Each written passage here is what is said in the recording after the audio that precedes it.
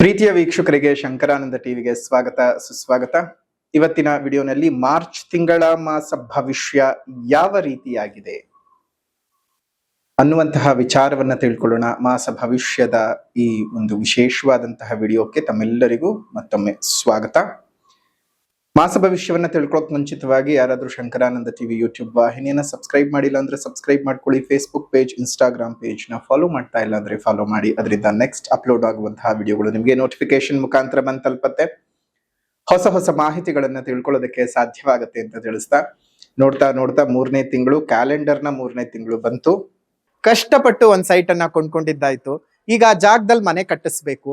ಪಾಯ ಯಾರ ಕಡೆಯಿಂದ ಹಾಕಿಸ್ಬೇಕು, ಬೇಕಾದ ಕಲ್ಲುಗಳಾಗಿರ್ಲಿ, ಕಬ್ಬಣ ಆಗಿರ್ಲಿ, ಮರಳು, ಜಲ್ಲಿಕಲ್ಲು, ಅದೇ ರೀತಿಯಾಗಿ ಮನೆಗೆ ಬೇಕಾಗಿರುವಂತಹ ಇಟ್ಟಿಗೆ, ಸಿಮೆಂಟು ಎಲ್ಲಿಂದನಪ್ಪ ತರಿಸ್ಬೇಕು, ಯಾರ ಕಡೆಯಿಂದ ಕೊಂಡ್ಕೊಳ್ಬೇಕು ಅಂತ ಯೋಚನೆ ಮಾಡ್ತಾ ಇದ್ದೀರಾ?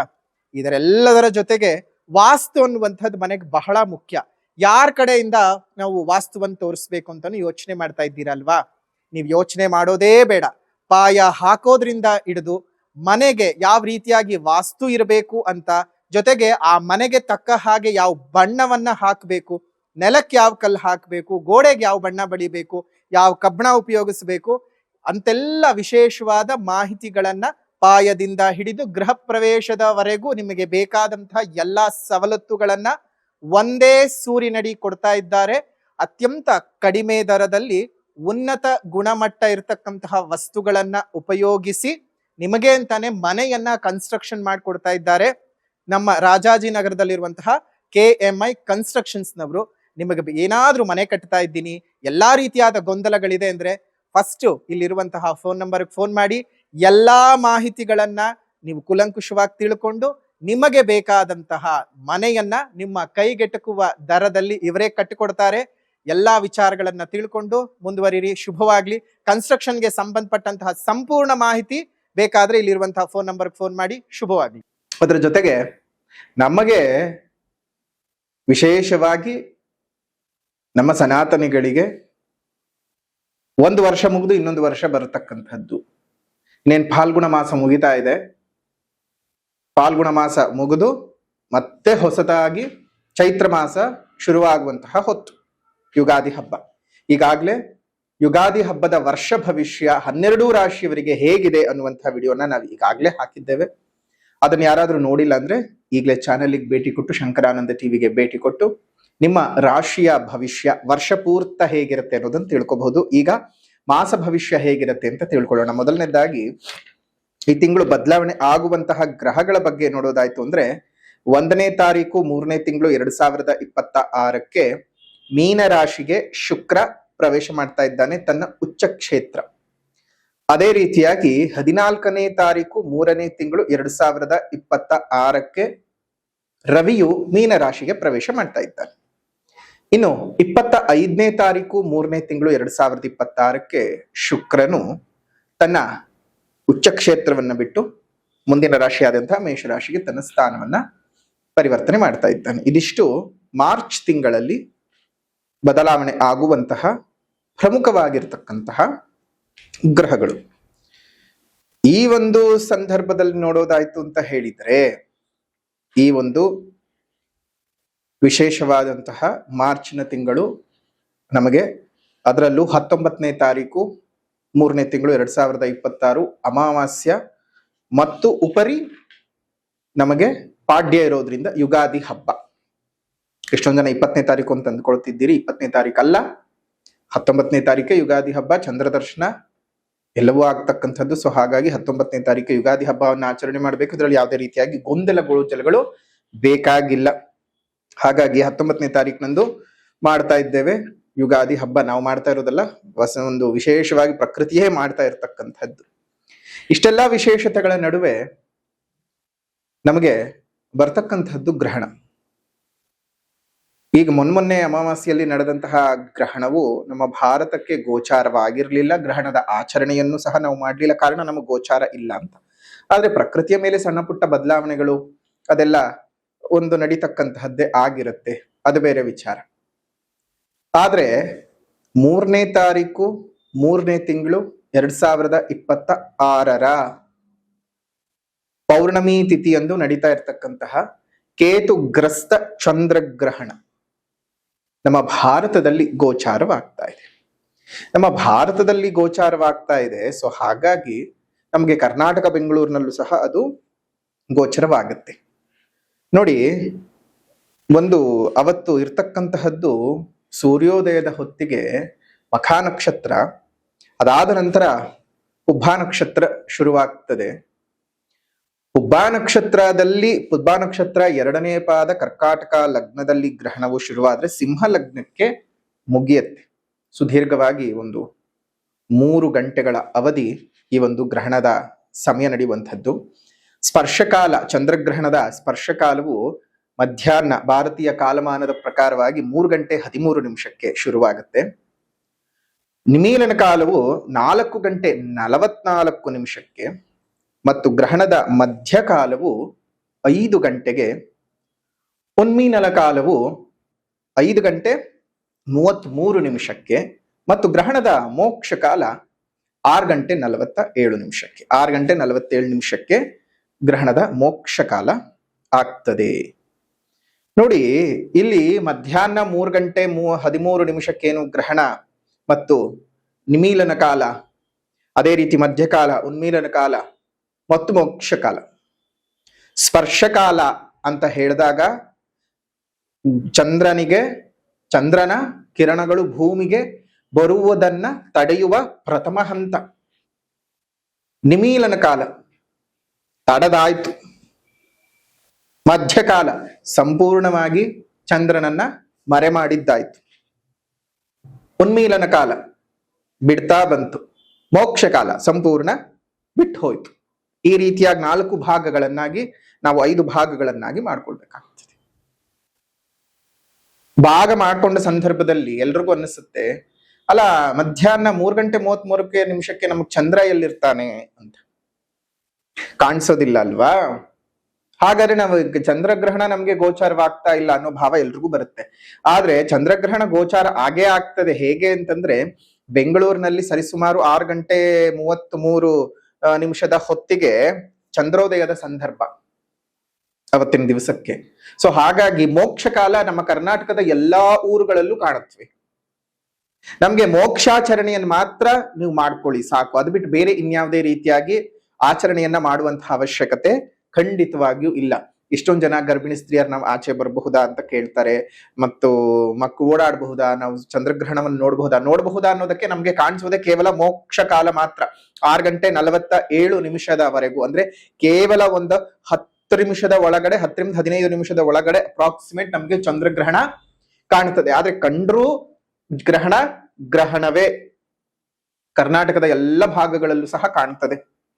ಆ ಮೋಕ್ಷ ಕಾಲವನ್ನ ಎಲ್ಲರೂ ಸಹ ನೋಡುವಂತಹ ವಿಚಾರಗಳು ಇರ್ತವೆ. ಜೊತೆಗೆ ನಮ್ಮ ಮಾಧ್ಯಮಗಳಲ್ಲೂ ಎಲ್ಲ ಕಡೆ ತೋರಿಸ್ತಾರೆ. ಅದನ್ನ ನೀವು ಆರಾಮವಾಗಿ ನೋಡ್ಕೋಬಹುದು. ಹಾಗಾಗಿ ಈ ಒಂದು ಮಾಸ ಭವಿಷ್ಯಕ್ಕೆ 12 ರಾಶಿಗಳೆಲ್ಲರಿಗೂ ಸಹ ಚಂದ್ರಗ್ರಹಣದ ಪ್ರಭಾವ ಬಂದಿದೆ. ಚಂದ್ರಗ್ರಹಣದ ಪ್ರಭಾವ ಬಂದಿರೋದ್ರಿಂದಾಗಿ ಏನಾಗುತ್ತೆ, ಈ ಒಂದು ತಿಂಗಳ ಮಾಸ ಭವಿಷ್ಯ ಪೂರ್ತವು ನಮಗೆ ಈ ಒಂದು ಗ್ರಹಣದ ಛಾಯೆಯಲ್ಲಿಯೇ ಕಳೆದು ಹೋಗ್ತದೆ. ನಮಗೆ ಈ ಗ್ರಹ ಸ್ಥಿತಿಗಳು ಅನುಕೂಲ ಸ್ಥಿತಿಗಳಿದ್ದಾವೆ, ಅನಾನುಕೂಲ ಸ್ಥಿತಿಗಳಿದ್ದಾವೆ ಅಲ್ಲ. ಇವತ್ತೊಂದು ತಿಂಗಳು ನೀವು ಸಂಪೂರ್ಣವಾಗಿ ಅನುಭವಿಸ್ತಕ್ಕಂಥದ್ದೇ ಗ್ರಹಣದ ಫಲ. ಯಾಕೆ ಅಂತಂದ್ರೆ ನಮಗೆ ಗೋಚಾರವಾಗ್ತಾ ಇರತಕ್ಕಂತಹ ಚಂದ್ರಗ್ರಹಣ. ಹಾಗಾಗಿ ಈ ಚಂದ್ರಗ್ರಹಣ ನಮ್ಗೆ ಗೋಚಾರ, ಮೋಕ್ಷಕಾಲ ಗೋಚಾರವಾಗ್ತಾ ಇದೆ. ಈ ಸಂದರ್ಭದಲ್ಲಿ ನಾವೇನ್ ಮಾಡ್ಕೊಳ್ಬೇಕು, ನಮ್ಮ ಎಚ್ಚರಿಕೆಯಲ್ಲಿ ನಾವು ಜೀವನವನ್ನ ಸಾಗಿಸ್ತಾ ಹೋಗ್ಬೇಕು. ಆದ್ರೆ ಇಲ್ಲಿ ಗ್ರಹಣದ ಆಚರಣೆಯ ವಿಚಾರ ಅಂತ ಬಂದಾಗ ಸಚೇಲ ಸ್ನಾನ ಒಂದು ಮನೆಗೆ ಮಾಡ್ಕೊಳ್ಬೇಕಾಗ್ತದೆ. ಗ್ರಹಣದ ನಡೆಯುವಂತಹ ಸಂದರ್ಭಗಳು ಏನು 3 ಗಂಟೆ 13 ನಿಮಿಷಕ್ಕೆ ನಮಗೆ ಇಲ್ಲಿ ಅಂತಹ ಏನಿರಲ್ಲ. ನಮ್ಗೇನಿದ್ರು 6:20 ನಂತರ ಪ್ರಭಾವ ಬೀರೋದಕ್ಕೆ ಶುರುವಾಗುತ್ತೆ. ಸೊ ಹಾಗಾಗಿ ನಮ್ಗೆ ಹೇಗಿದ್ರು ಮಧ್ಯಾಹ್ನವೇ 12 ಗಂಟೆಗೆಲ್ಲ ಊಟ ಮಾಡ್ಬಿಡ್ತೀವಿ. ಬಟ್ ಆದ್ರೆ ಇವಾಗ ಎಲ್ಲರೂ ಬಿಡಿ ಒಂದೊಂದು ರೀತಿನಲ್ಲಿ ಅವ್ರವ್ರ ಜೀವನಕ್ಕೆ ಅವ್ರವ್ರು ಮಾಡ್ಕೊಳ್ತಾ ಇದ್ದಾರೆ.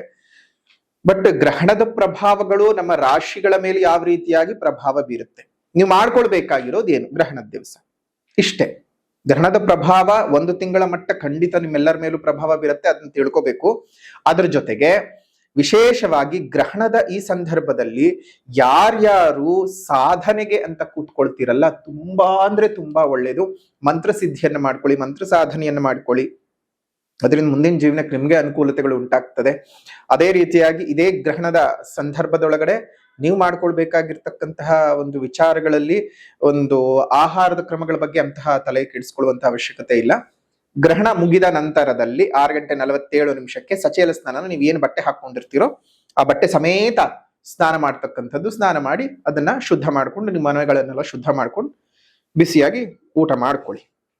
ಇನ್ನು ಈ ಒಂದು ಗ್ರಹಣದ ಛಾಯೆ ಯಾವ್ಯಾವ ಸಂದರ್ಭಗಳಲ್ಲಿ ನಮ್ಗೆ ಹೇಗೆ ಪ್ರಭಾವ ಬೀರುತ್ತೆ? ಈಗ ಮೊನ್ನೆ ಸೂರ್ಯಗ್ರಹಣಕ್ಕೆ ವಿಡಿಯೋ ಮಾಡಿದಂತಹ ಸಂದರ್ಭದಲ್ಲಿ ಹಲವು ಜನ ಗೊಂದಲಗಳಿದ್ದಾವೆ. ಗುರುಗಳೇ, ಏನೋ 1, 2, 3, 4 ಅಂತ ಲೆಕ್ಕ ಹೇಳ್ತೀರಿ, ನಮ್ಗೆ ಗೊತ್ತೇ ಆಗ್ತಾ ಇಲ್ಲ ಅಂತ. ಇಲ್ಲಿ ನೋಡಿ ಎಷ್ಟು ಕ್ಲಿಯರ್ ಆಗಿ ನಾವು ಹೇಳಿರ್ತೀವಿ ಅಂತ ಹೇಳಿದ್ರೆ, ನಿಮ್ಮ ಜನ್ಮ ರಾಶಿಯು ಉದಾಹರಣೆಗೆ ಮೇಷ ರಾಶಿಯಾದರೆ ಈಗ ಗ್ರಹಣ ನಡೀತಾ ಇರತಕ್ಕಂತಹ ರಾಶಿ ಸಿಂಹ ರಾಶಿ. ನಿಮ್ಮ ರಾಶಿಯಿಂದ ಗ್ರಹಣ ನಡೆಯುತ್ತಾ ಇರುವಂತಹ ರಾಶಿಯನ್ನ ಎಣಿಸಿದಾಗ ಮೇಷ, ವೃಷಭ, ಮಿಥುನ, ಕಟಕ, ಸಿಂಹ ಅಂದ್ರೆ 5ನೇ ರಾಶಿಯಲ್ಲಿ ಗ್ರಹಣ ನಡೀತಾ ಇದೆ. ಹಾಗೆಯೇ ನಿಮ್ಮ ರಾಶಿಯಿಂದ ಗ್ರಹಣ ನಡೀತಾ ಇರುವಂತಹ ರಾಶಿಯನ್ನ ಎಣಿಕೆ ಮಾಡ್ಕೋಬೇಕು.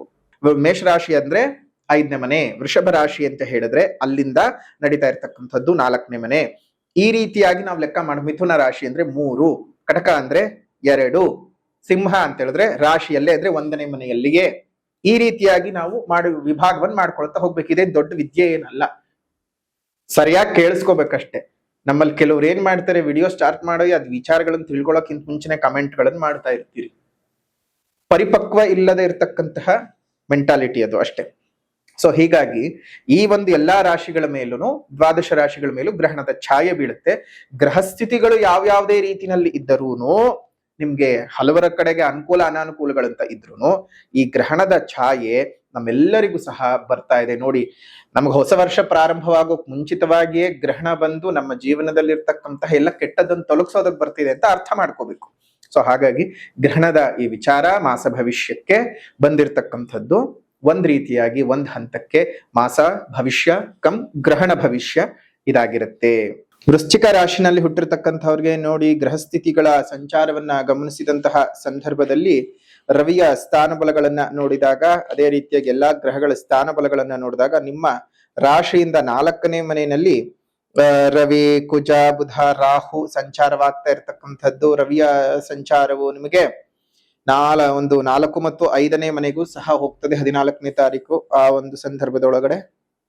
ಸೊ ಒಟ್ಟಾರೆಯಾಗಿ ನಿಮಗೆ ಗ್ರಹ ಸ್ಥಿತಿಗಳು ಅಂತ ನೋಡಿದಾಗ ಸದ್ಯದ ಒಂದು ಪರಿಸ್ಥಿತಿಯ ಒಳಗಡೆ 4ನೇ ಮನೆಯಲ್ಲಿ ಇರ್ತಕ್ಕಂತಹ ರವಿ, ಕುಜ, ಬುಧ, ರಾಹು, 5ನೇ ಮನೆಯಲ್ಲಿ ಇರ್ತಕ್ಕಂತಹ ಶನಿ ಮತ್ತು ಶುಕ್ರರು, ಅದೇ ರೀತಿಯಾಗಿ ಅಷ್ಟಮದಲ್ಲಿ ಇರ್ತಕ್ಕಂತಹ ಗುರು, ಅದೇ ರೀತಿಯಾಗಿ 10ನೇ ಮನೆಯಲ್ಲಿ ಇರ್ತಕ್ಕಂತಹ ಕೇತು, ಈ ಗ್ರಹ ಸ್ಥಿತಿಗಳು ಹಾಗೆ ಇರುತ್ತವೆ. 3ನೇ ತಾರೀಕು ಗ್ರಹಣದ ಪೌರ್ಣಮಿ ದಿವಸ ಚಂದ್ರ ಸಹ ಕೇತುವಿನೊಟ್ಟಿಗೆ ಮಖಾ ನಕ್ಷತ್ರದಲ್ಲಿ ಒಂದು ಸಂಚಾರವನ್ನ ಮಾಡ್ತಾನೆ. ಮಖಾ ನಕ್ಷತ್ರ, ಪುಬ್ಬಾ ನಕ್ಷತ್ರಗಳಲ್ಲಿ ಸಂಚಾರವನ್ನ ಮಾಡಿದ ಸಂದರ್ಭದಲ್ಲಿ ಈ ಒಂದು ಚಂದ್ರ ಸಿಂಹರಾಶಿಯಲ್ಲಿ ಸ್ಥಿತನಾಗಿರ್ತಾನೆ.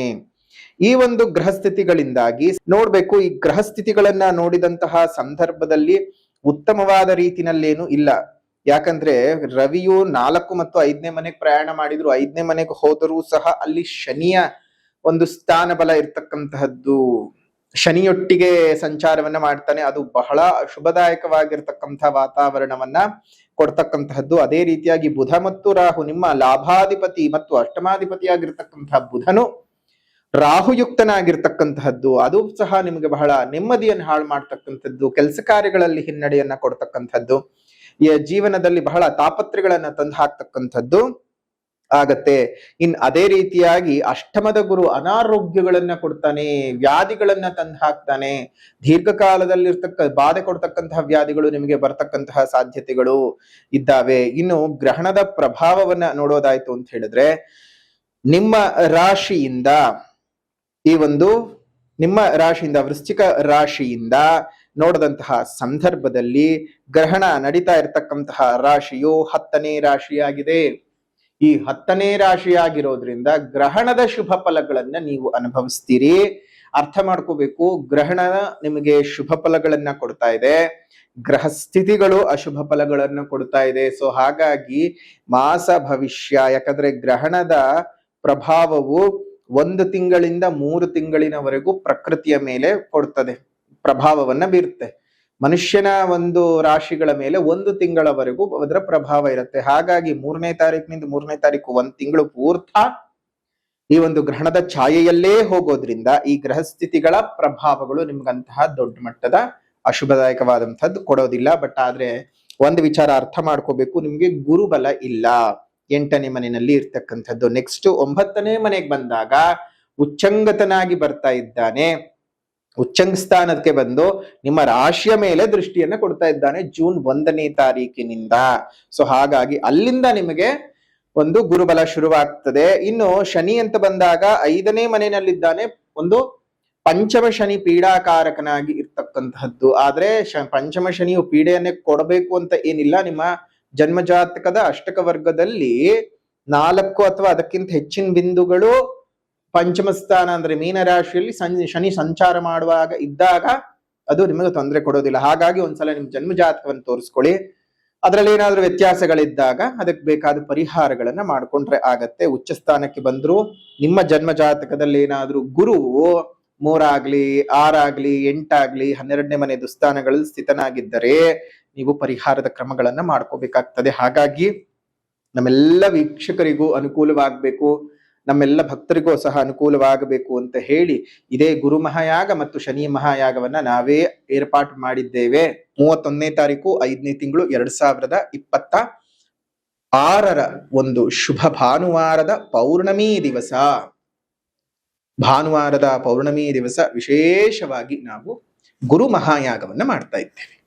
ಆ ಗುರು ಮಹಾಯಾಗದಲ್ಲಿ ಬಂದು ನಿಮ್ಮ ಹೆಸರಿನಲ್ಲಿ ರಾಶಿ ನಕ್ಷತ್ರ ಗೋತ್ರದ ಸಂಕಲ್ಪವನ್ನ ಮಾಡಿಕೊಂಡು ವಿಶೇಷವಾಗಿ ಅಲ್ಲಿ ಕೊಡ್ತಕ್ಕಂತಹ ಬೃಹಸ್ಪತಿ ಕವಚವನ್ನ ನೀವು ಧರಿಸಿಕೊಳ್ಳೋದ್ರಿಂದ ನಿಮಗೆ ಈ ಒಂದು ಗುರು 4ನೇ ಮನೆಯ ಪ್ರಭಾವದಿಂದ ಏನು ಅಶುಭ ಫಲಗಳು ಬರುತ್ತಲ್ಲ ಅದೆಲ್ಲ ಹೋಗುತ್ತೆ. ಜೊತೆಗೆ ನಿಮ್ ಜನ್ಮ ಜಾತಕದಲ್ಲಿ ಗುರುವಿನಿಂದ ಏನಾದ್ರೂ ಬರಬೇಕಾದಂತಹ ಫಲಗಳು ಬರದೇ ಹೋಗ್ತಾ ಇದ್ರೆ ಅದು ನಿಮಗೆ ಸಿಗುವ ಹಾಗಾಗತ್ತೆ. ಅದನ್ನ ಯಾವಾಗ್ಲೂ ಧರಿಸ್ಕೊಂಡಿರಬೇಕು ದೇಹದಲ್ಲಿ, ಅಥವಾ ನಿಮ್ಮ ಪಾಕೆಟ್ ನಲ್ಲಿ ಇಟ್ಕೊಂಡಿದ್ರು ಅಡ್ಡಿ ಇಲ್ಲ. ಜೊತೆಗೆ ಅಕ್ಷತ ಪ್ರಸಾದವನ್ನು ಕೊಡ್ತೀವಿ.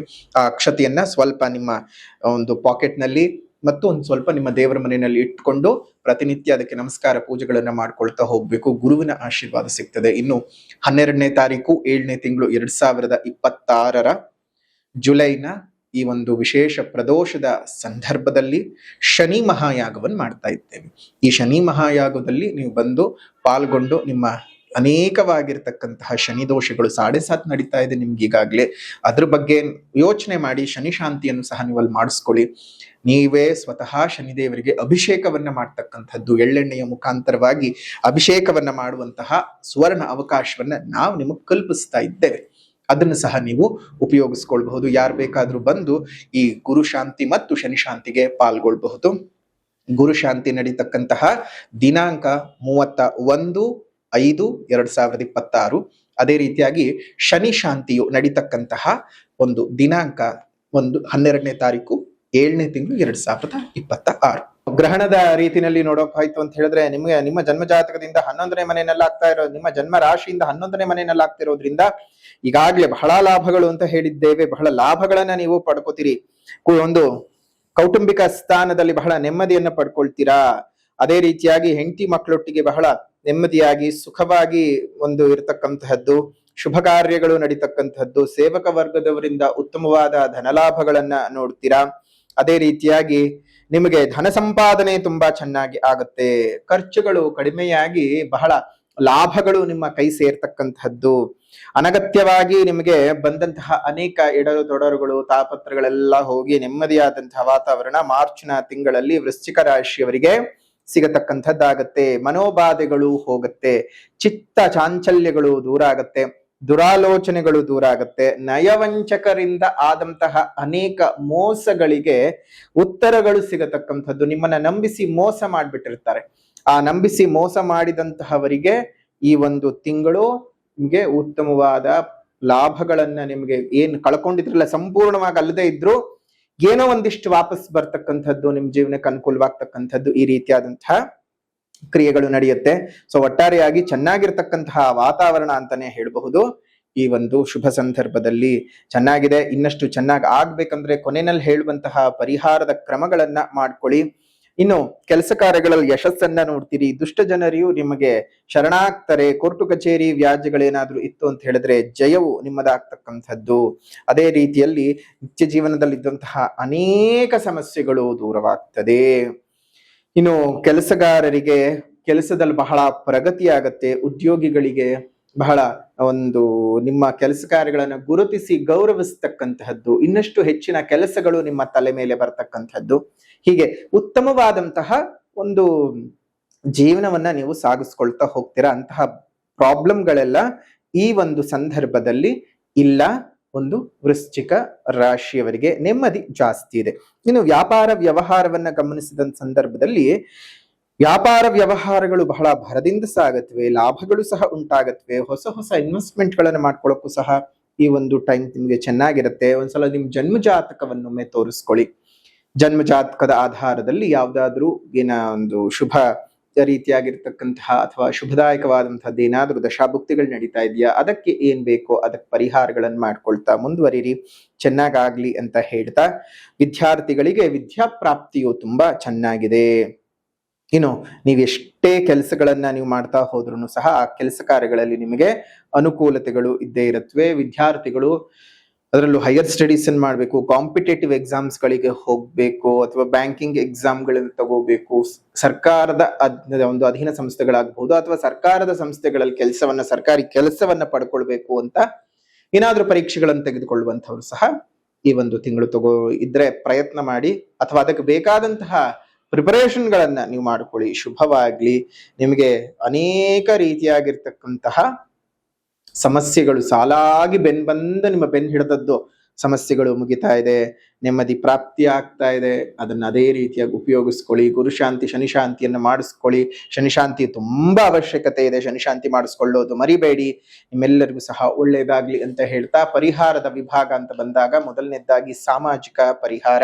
ಸಾಮಾಜಿಕ ಪರಿಹಾರ ಅಂತ ಹೇಳಿದಾಗ ಪ್ರಕೃತಿಯನ್ನು ಉಳಿಸಿ, ಪ್ರಕೃತಿಯನ್ನು ಬೆಳೆಸಿ, ಇನ್ನಿತರ ಜೀವ ಜಂತುಗಳಿಗೆ ಒಂದಿಷ್ಟು ಆಸರಿಯಾಗಿರಿ. ಮುಂದಿನ ಪೀಳಿಗೆಯ ಉಸಿರು ಚೆನ್ನಾಗಿರ್ಬೇಕಂದ್ರೆ ಹಿಂದೆ ಹಸಿರನ್ನು ಉಳಿಸ್ಕೊಳ್ಬೇಕು. ಹಸಿರನ್ನ ಉಳಿಸ್ಕೊಳ್ಳೋದ್ರ ಬಗ್ಗೆ ಜಾಗೃತರಾಗಿ. ಮತ್ತು ಇನ್ನೇನು ನಮಗೆ ಬಿಸಿಲಿನ ತಾಪ ಜಾಸ್ತಿ ಆಗ್ತಾನೆ ಇದೆ. ಪ್ರತಿ ವರ್ಷ ಹೇಳೋ ಹಾಗೆ ನಿಮ್ಮ ಮನೆ ಮುಂದೆ ಮತ್ತು ಮೇಲ್ಭಾಗದಲ್ಲಿ ಒಂದು ಸಣ್ಣ ಸಣ್ಣ ಕುಂಡಗಳಲ್ಲಿ, ಸಣ್ಣ ಸಣ್ಣ ಬಟ್ಟಲುಗಳಲ್ಲಿ, ಪ್ಲಾಸ್ಟಿಕ್ ಕಂಟೈನರ್ಗಳಲ್ಲಿ ನೀರನ್ನ ಇಡ್ತಾ ಬನ್ನಿ. ಅದೆಷ್ಟೋ ಜೀವಿಗಳಿಗೆ ನೀವು ಕೊಡ್ತಕ್ಕಂತಹ ಒಂದು ಹನಿಯ ನೀರು ಅವುಗಳ ಪ್ರಾಣವನ್ನ ಉಳಿಸ್ಕೊಳ್ಳೋದಕ್ಕೆ ಸಾಧ್ಯವಾಗುತ್ತೆ. ಒಂದು ಜೀವಿಯ ಪ್ರಾಣವನ್ನ ಉಳಿಸಿದಂತಹ ಪುಣ್ಯದ ಫಲ ನಿಮಗೆ ಸಿಗುತ್ತೆ. ಈ ಒಂದು ಕೆಲಸ ಮಾಡೋದನ್ನ ಮರೆಯಕ್ ಹೋಗೋದು ಬೇಡ. ನಾವು ಪ್ರಕೃತಿಯಲ್ಲಿ ಬದುಕ್ತಾ ಇದ್ದೇವೆ, ಪ್ರಕೃತಿಯನ್ನ ಉಳಿಸ್ಕೊಳ್ಳೋಣ, ಪ್ರಕೃತಿಯ ಜೊತೆಗೆ ಬದುಕೋಣ. ಪ್ರತಿ ಜೀವಿಯೂ ಅಷ್ಟೇ ಪ್ರಕೃತಿ ಜೊತೆಗೆ ಇದ್ದಾವೆ. ಮನುಷ್ಯನೇ ವಿಮುಖನಾಗಿ ಹೋಗ್ತಾ ಇರೋದು. ನೀವು ಮಾಡುವಂತಹ ಆ ಸಣ್ಣ ಕೆಲಸ ನಿಮ್ ಜೀವನನೂ ಬದಲಾವಣೆ ಮಾಡುತ್ತೆ. ಪ್ರಕೃತಿಯನ್ನ, ಪಕ್ಷಿಗಳನ್ನ, ಪ್ರಾಣಿಗಳನ್ನ, ಪಶುಗಳನ್ನ ಕಾಪಾಡಿದ್ದಕ್ಕೆ ಪಶುಪತಿನಾಥನೇ ನಿಮಗೆ ಹರಸಿ ಹಾರೈಸ್ತಾನೆ. ಆಗ ಈ ಜಾತಕದ ಗೊಡವೆಗಳೇ ಬೇಕಾಗಿರೋದಿಲ್ಲ. ಆ ರೀತಿಯಾಗಿ ಬದುಕಿ ಬಾಳಿ. ಶುಭವಾಗ್ಲಿ. ಇನ್ನು ಸಾಮಾಜಿಕ ಪರಿಹಾರದ ನಂತರದಲ್ಲಿ ಆಧ್ಯಾತ್ಮಿಕ ಪರಿಹಾರ. ಈ ತಿಂಗಳು ನೀವು ಮಾಡಬೇಕಾಗಿರುವಂಥದ್ದು ಸ್ಕಂದ ಷಷ್ಠಿ ಕವಚಂ. ಸ್ಕಂದ ಷಷ್ಠಿ ಕವಚಂ ಸ್ತೋತ್ರದ ಪಠಣವನ್ನ ಪ್ರತಿನಿತ್ಯ ನೀವು ಸಂಧ್ಯಾ ಕಾಲದಲ್ಲಿ ಉತ್ತರಕ್ಕೆ ಅಭಿಮುಖವಾಗಿ ಕೂತ್ಕೊಂಡು ಮಾಡ್ತಾ ಬನ್ನಿ. ಆ ಸುಬ್ರಹ್ಮಣ್ಯ ದೇವರ ಸಂಪೂರ್ಣ ಕೃಪಾಶೀರ್ವಾದದಿಂದ ನಿಮ್ಮ ಕಷ್ಟಗಳೆಲ್ಲ ಹೋಗ್ಲಿ ಅಂತ ಹೇಳಿ ಪ್ರಾರ್ಥನೆಯನ್ನು ಮಾಡ್ತಾ, ಆ ಭಗವಂತನಲ್ಲಿ ನಾವು ಸಹ ನಿಮಗೆ ಪ್ರಾರ್ಥನೆಯನ್ನು ಮಾಡಿ ಶುಭ ಆಶೀರ್ವಾದಗಳನ್ನು ತಿಳಿಸ್ತಾ ಇದ್ದೇವೆ. ಒಳ್ಳೇದಾಗ್ಲಿ, ಮಂಗಳವಾಗ್ಲಿ ಅಂತ ಹೇಳ್ತಾ ಈ ಒಂದು ವಿಶೇಷವಾದಂತಹ ಮಾರ್ಚ್ ತಿಂಗಳ ಮಾಸ ಭವಿಷ್ಯ ಹೇಗಿದೆ ಒಂದು ವೃಶ್ಚಿಕ ರಾಶಿಯವರಿಗೆ ಅಂತ ತಿಳ್ಕೊಂಡಿದ್ದಾಯ್ತು. ವಿಡಿಯೋ ಇಷ್ಟ ಆಗಿದ್ರೆ ಲೈಕ್ ಮಾಡಿ, ಶೇರ್ ಮಾಡಿ, ಕಮೆಂಟ್ ಮಾಡಿ. ಮತ್ತೊಂದು ವಿಡಿಯೋನಲ್ಲಿ ಭೇಟಿ ಮಾಡೋಣ. ಅಲ್ಲಿವರೆಗೂ ನಮಸ್ಕಾರ. ಲೋಕ ಸಮಸ್ತ ಸುಖಿನೋ ಭವಂತು, ಸಕಲ ಸನ್ಮಂಗಳಾನಿ ಭವಂತು, ಸರ್ವೇ ಜನಾಃ ಸುಖಿನೋ ಭವಂತು, ಸಮಸ್ತ ಸನ್ಮಂಗಳಾನಿ ಭವಂತು.